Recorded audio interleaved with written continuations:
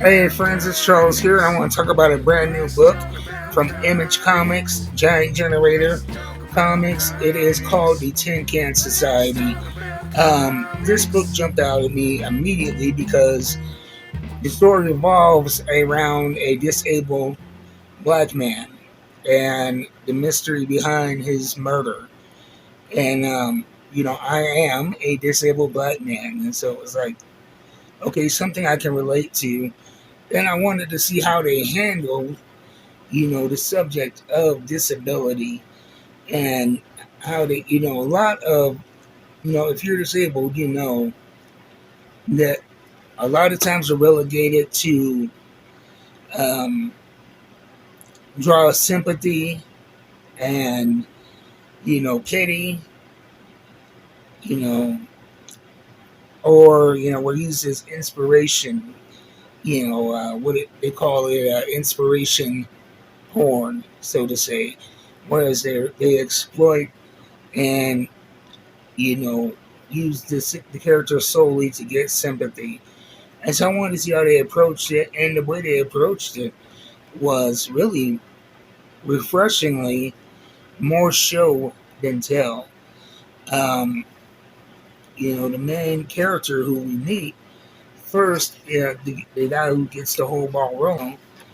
Um, we see at the crime scene of his murder, we find out that not only is he disabled, but he's a genius, and he's a superhero, and he is a complex character um, with good and bad traits and real frustrations, and who had to overcome a lot just to be a part of society.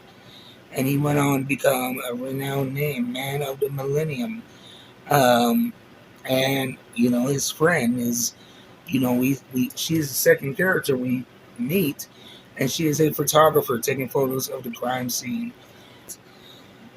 And we go from that, from the introduction to that character to their first meeting, to flashback to their childhood and how he was always trying to find a place to fit in, and how he had to have his parents, pack his lunch of all soft foods because he couldn't always control his throat muscles. How he's so different, and this school was going to be a place where he could fit in.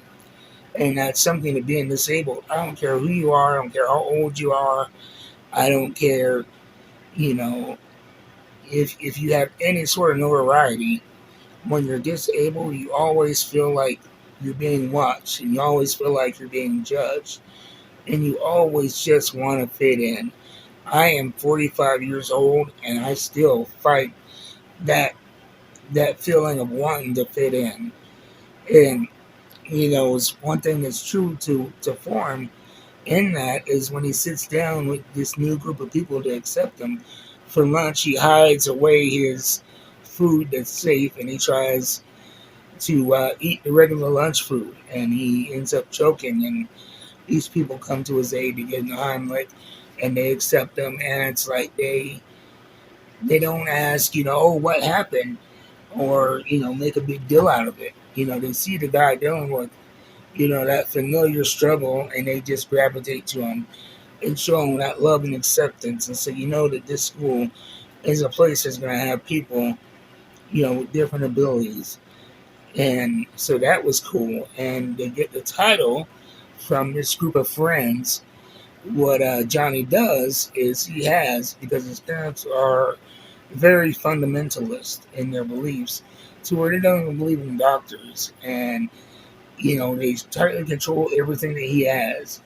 And so what he does is he takes all the things that he's not allowed to have, toys of small parts, candy, and he has this big tin can that he buries out in the woods, and he goes out and he visits.